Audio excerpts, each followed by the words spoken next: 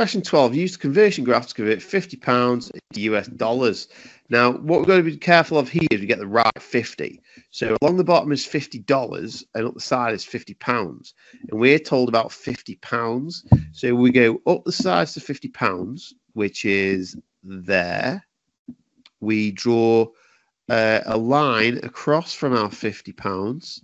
So there's £50. We're going to get a line across from that £50. There we go, to the slanted line. And then from the slanted line, we need to drop a line, another line down from that slanted, where it meets the slanted line, which is there. And you can see if you go up to £50, across and down, this is halfway between 70 and 80. So halfway between 70 and 80 is going to be 75. So that is going to be your answer. It's going to be 75 US dollars. $75. Now, I know that's the question answered. That's the answer to this question. But what would it be if it was the other way round? If it said $50 into pounds, so if the question said $50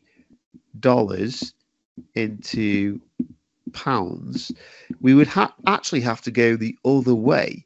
So we would go along the bottom to find $50, which would be there, and then you would get your line going up from $50 to the slanted line, the conversion line, which would take you to about there, and then from there you would go across there, and that would get you your different answer. So $50 up to the conversion line across takes you there. Now this is on 30, and there's 5 squares to 40, so each square must be worth 2, so it'd be 32, 34. So that would be about £34. So $50 into pounds would be £34, or £50 into dollars is $75. So you really do have to be careful that you get the right 50.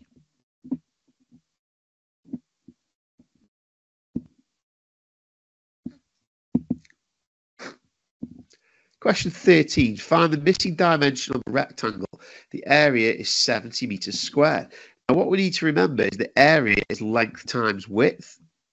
So, but also, if you know the area and you divide it by one of either the length or the width, you get the other one that you don't know.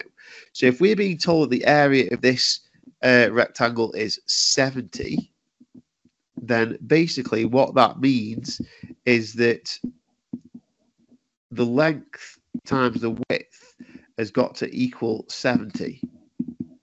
And we know that the width is 7, and the length we don't know is question mark. So question mark times 7 equals 70.